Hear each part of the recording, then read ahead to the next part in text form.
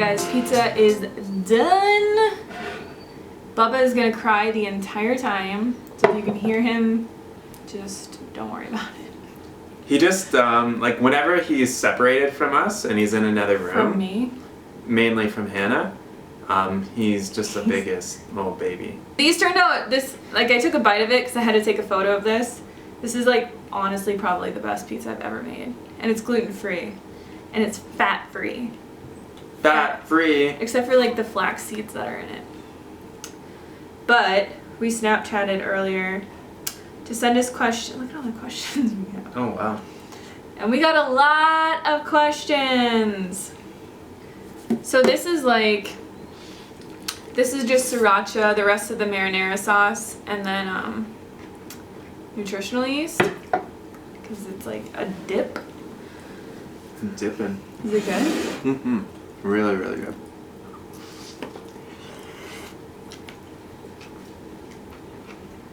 It doesn't even taste gluten-free. Does it? No. I have so much hot stuff on mine. I like put sriracha in it.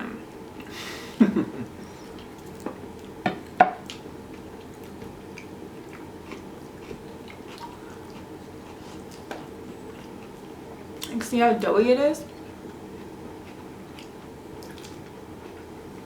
It's not like dry. No. It's not, I'm glad that it's not like super thin either. I'm not a big fan of super thin pizza.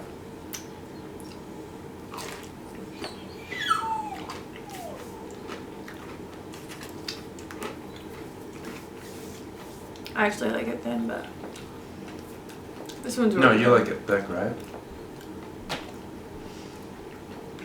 How do you gradually eat more food without feeling like you're going to throw up so that you can get enough calories in for the day? How do you gradually eat more food without feeling like you're gonna throw up so you can get more calories in? I mean, Baba, just chill.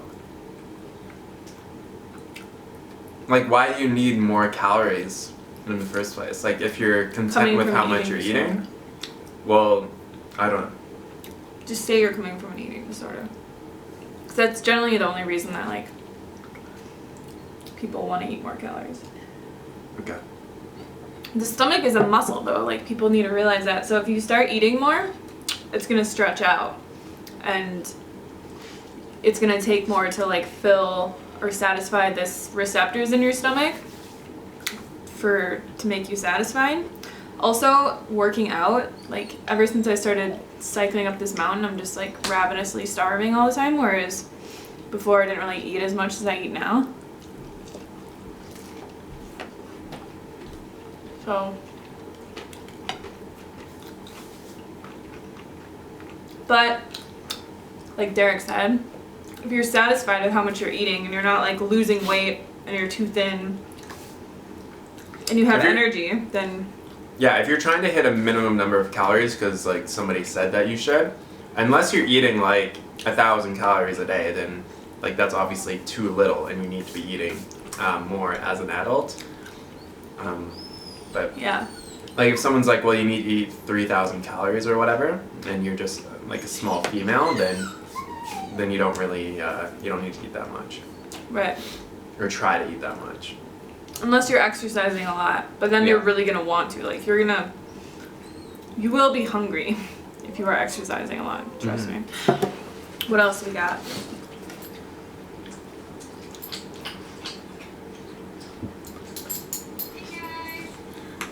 What is your favorite thing about Arizona? Favorite thing about Arizona? That it's like so bicycle friendly and that it's warm. Tucson specifically is definitely bicycle friendly. I just love the weather. Like it's a dry heat as opposed to being very humid. That's what I really love about Arizona. And like Tucson specifically is very like low cost of living. Like compared to even Phoenix and especially compared to California. It's so cheap to live here. It's literally like a vegan paradise. Because you can cycle year round. You have Mount Lemon. There's Sprouts, Trader Joe's, Whole Foods, a bunch of vegan restaurants. There's a vegan ice cream place. Like, what more do you want? Get a cheap apartment like this for $500 a month. Jump in the pool every day after you go cycle up Mount Lemmon. It's like vacation, brah. Vacation times. I really think that every vegan should move here. Because it's so much cheaper. Like, obviously, California is where we want to live, San Diego, but it's like 5 times the amount of cost of living. We could get land here for like 20, 30 grand.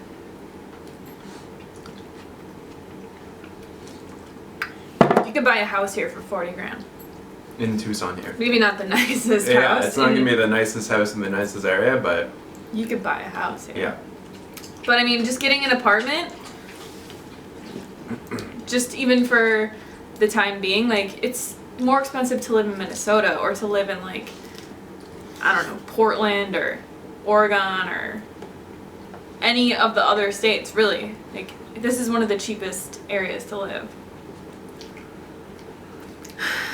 Becca, I don't know. If I want to get into cycling and don't have any hills or mountains in my state or city, what do? I live in Florida and we have none. Well, at least where I live. Just ride around. So if you want to increase your fitness and you don't have any hills, the thing about hills is that it forces you to push yourself really hard. Like, you don't have a choice to push, like, you're pushing yourself harder on a hill because you're going against gravity. So the best thing to do if you don't have any hills is find like a long stretch of road that doesn't have a lot of traffic on it and just power yourself down that piece of road like as hard as you possibly can. So it kind of sucks because like on the flats you really have to mentally push yourself to go really hard, but on the hills it's just hard on its own. Mm-hmm. Nothing to add? I explained that well. Yeah. Very, very good, Miss Hannah. Next question. Let's wrap Or up if it's already. windy. Yeah, embrace the wind. If it's windy, that's like a hill right there. It's just forcing you to ride hard. Watch Bubba, the go weather. Watch the weather and just go out on the windiest day. Baba, go. Where is somewhere y'all would like to travel together? Like, outside of the US. I want to go to Bali. We want to go back to Thailand, like Chiang Mai. We just don't know when we'd get back there. We want to go to the Big Island really bad. Yeah. Those are the 2 places that I'd like to go back to, or no, to go to is Southeast Asia, and then go to Hawaii. Jenny Lynn. Hey, first off, much love, y'all. These people must be all from Texas. We love you, Jenny Lynn. We love you. I need tips, tricks, advice for living with my non-vegan boyfriend. We've been together 6 years, and I recently went vegan 9 months ago. Thanks to you and D-Man. Oh, I thought it said thanks to D-Man. Thanks to us. Oh, that's great. And I need help finding balance. He enjoys my cooking, but will not make the switch. Any advice on how to live with a meat eater easier?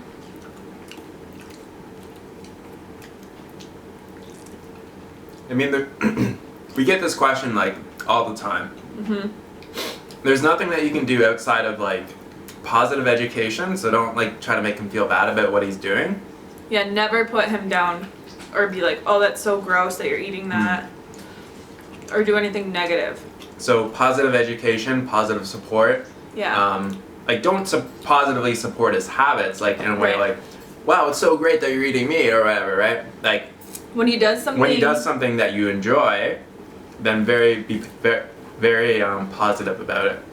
When he does something that you don't like, just don't acknowledge it at all. Like, don't say anything. Yeah. It's like when we're training the dogs, right? We're gonna do something bad. If we give them any attention at all, they're still getting attention, so they're getting reinforcement. And that's what they want. Like, they just want attention. Just positive education. Every time that he likes a meal, don't be like, oh, see, like, you should totally go vegan. Just be like, I'm so glad that you love my cooking. Like, and that you're supportive in my lifestyle. And just like praise him for everything that he does, and like especially mentally don't think negative things about him and about the things that you hate about him. Think about all the things that you love about him, and really just like give him lots of love, and like a dog, like positive reinforcement, right? Yeah. And it'll all work out. Like maybe he won't go vegan, but you'll definitely appreciate him more, and your relationship will be a lot better. Maybe he'll go like 90% vegan, right? Yeah, which is better than no percent. The thing that I learned when I was in sales training and stuff is that people always want to make decisions on their own. Like they never want to be forced into anything. So like being pushy and trying to like sell him on being vegan, it's just going to keep him further away from ever becoming vegan. So he has to like make the connection and make the switch on his own. It has to be his idea. So just give it time. Like most people will switch to a vegan diet. But with those tips, it'll happen a lot faster. Hi guys, I'm Julie, and I wanted to know how tall each of you guys are. How tall? I'm 6 foot. How many centimeters? 183. How tall are you? 5'5", 165 centimeters. Snap and diggity. This pizza's so good. Right?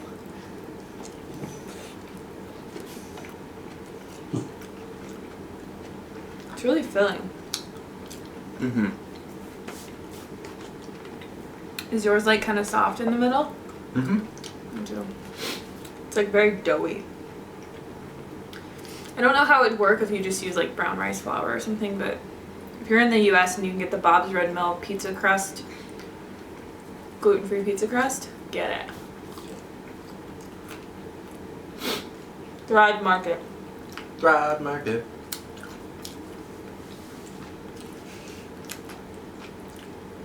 We can never go one mukbang without talking about poop. Okay. I'm a new vegan and I'm wondering if your poops were soft for the first couple of months. Or am I doing something wrong? It should always be soft. Yeah, I think if your poops are like super, super hard, and they're hard, like it's hard for them to come out, that's not really an ideal digestive situation. Like mine are always soft, like kind of like soft serve. Does that happen? Do yours get kind of hard when you eat like off, like junk food, or? Because mine do. Like, yeah. I know that I'm eating really clean when my poo is like fluffy, and there's like a lot of volume.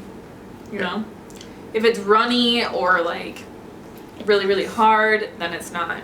I know that something is wrong. So they should be soft. Like it's probably a big difference when you come from a standard American diet to a vegan diet, because there's like so much more volume, and yeah, they're very soft. Mm-hmm. You know, they should be that way though. It should like come out effortlessly. Okay, moving on from the poop. And Derek, I was just wondering if you guys had any cycling tips for somebody who's never done it before but really wants to get into it. So I was just thinking, and I probably don't need to say this, but I just want to clarify that I do know how to ride a bike. Cycling tips. Learn how to maintain your bike. Make sure you're always pumping up your tires. Have lights on your bike if you're riding in the evening. Make sure your bike fits. And just go out and ride your bike. Like you just have to go out and start doing it. And you'll learn most of the stuff along the way. Know how to fix a flat tire as well. And have everything that you need in order to fix a flat with you. So a spare tube, tire levers, and a bike pump should be on your bike pretty well at all times, so that you don't get stuck in the middle of nowhere with a flat tire. That should just get you started. Yeah, and just go out and ride as much as possible. Yeah, you just gotta go out and ride your bike. She said she lived in Winnipeg, and Winnipeg's pretty flat and pretty barren, so have fun. It's not a question. Not a question. Is gluten bad for you? That's a relative term. Like in compared to what? Yeah. Is it bad for you compared to like a steak? No.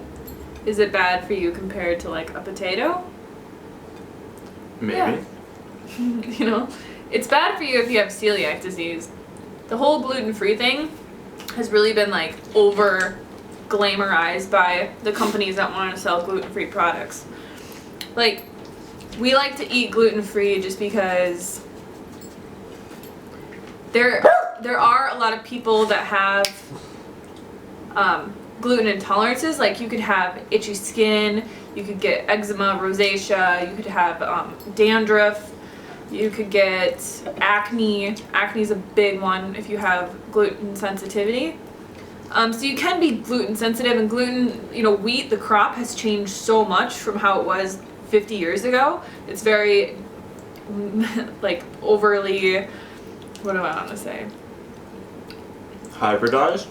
Yeah, it's like modified so much more than it was when it was more of like its raw crop back in the day. They've really modernized it.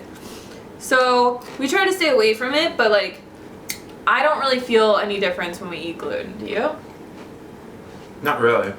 I wouldn't like freak out if you go out to a place and all they have is something that has gluten in it for you to eat. Like, unless you have celiac disease, it's not a big issue. Or you have some big sensitivity where like you break out every single time that you eat it. So no, it's not bad for you compared to 90% of the foods that people eat. Yeah, bread is always better for you than steak, unless you're celiac.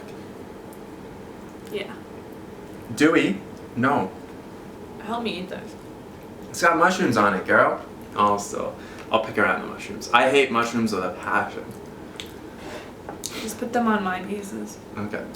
It's like having two children. Like actually having two children at times. You couldn't lock two young children in a room though. I'm sure parents do it all the time though. It's like, here's your playroom, go play. Or maybe just kind of like put them in the room. Don't come out.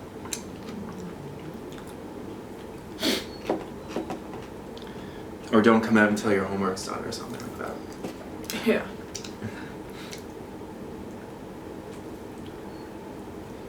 How do I get a good cardio workout on my bike? I don't have a mountain or hills. So many cycling questions. Should I put the resistance up or keep it low? I feel like my legs get way tired. So the biggest thing that you want to do for like a cardio workout is to keep your cadence really high. So if you have a power meter or you have a Garmin, if you have a Garmin solely, you can set up your cadence sensor. If you have a power meter and a Garmin, then your power meter will tell you what your cadence is, but your cadence is just basically how quickly your feet go around. So like, you want to keep it above 80 because the higher your cadence is, the more you're working your heart. Mm-hmm. The lower it is, the more you're like grinding your gears and you're working your legs. So you'll burn out one hell of a lot quicker if your gears are really low and you're just grinding like against the wind. Mm-hmm. I mean, if you don't have any hills, the best thing to do is to go on the Strava and find segments along a straight patch of road that maybe is like 1 kilometer or 2 kilometers long, and see how fast you can do that segment. See how fast you can do that segment in, and keep trying to improve your time during that segment. Maybe it's only like 5 or 6 minutes long or something, but it's better than nothing. Like, there's got to be some, like, it doesn't have to be a massive hill. It can be like even like a short little hill, and just find the biggest hill you can, and just keep working on it and keep riding. Find a group of riders to go ride with. Yeah. And like a lot of people think like, oh well, I'm just going up a 1 or 2 kilometer hill.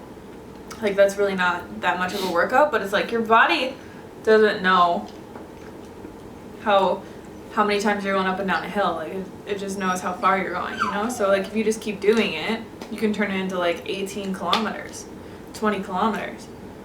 Mm-hmm. Main thing is just get out there and ride your bike and just do your best. If you overeat on the starch solution, do you gain weight? Yeah. If you're like smashing in so many calories, like if I were to eat this pizza and another pizza, which I cannot even eat that piece, like I'm so full right now that it's hard to breathe. But like if I were to eat like another pizza, obviously my body does not need that. And like dietary thermogenesis is not just going to burn off another 1,200 calories. Like that's probably how many calories are in one of these pizzas. So yeah, like obviously thermogenesis does take effect because your body will burn carbohydrates a lot more than it will burn fat, but yeah, you'll gain weight. It's crazy how many questions we got. Like, this is directed to both y'all, but I'm putting it in a singular sense. But, like, how did you know that the other person was the one? Good question. I don't know. Once you showed me a picture of it, I'm just kidding. I'd be so sad if that was really my answer. Yeah.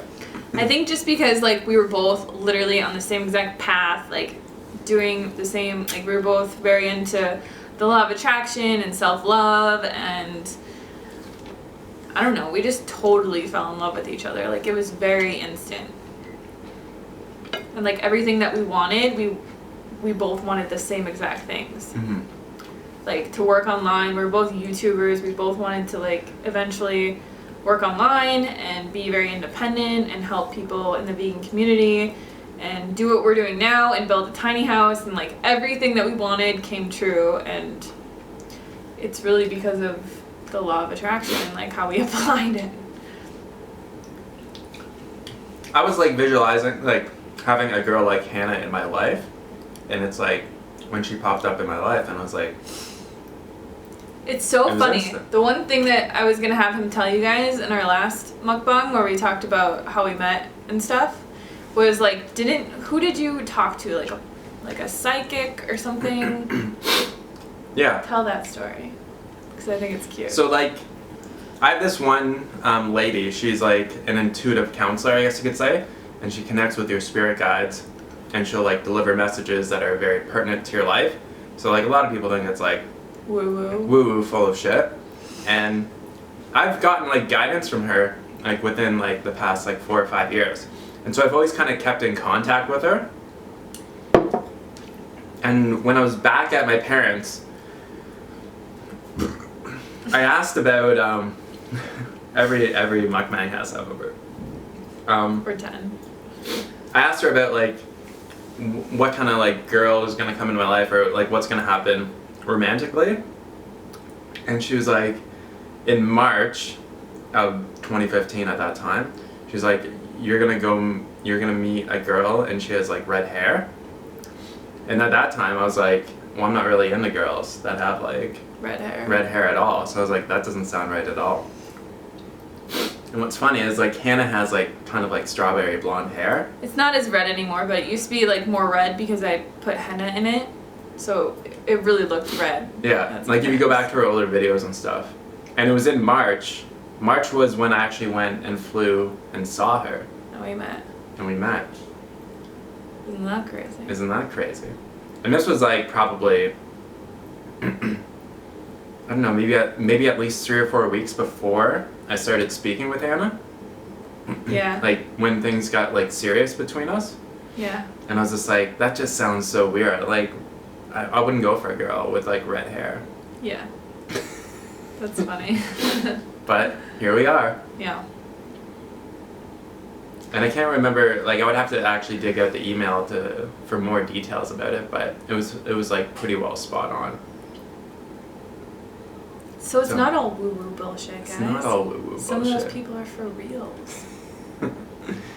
Cool. Anyways, that is our pizza mukbang. Let us know what you guys want us to do in the next one. We're probably just gonna do like one of these a week, and we'll have Derek with us, and we can answer your Snapchat questions. And I'll do the cook with me videos and stuff like that by myself, but it is a little bit more awkward when you're by yourself and you're chewing and you're like talking and all that kind of stuff. I think it's better when it's both of us. But thank you guys so much for watching, and we'll see you tomorrow. Peace!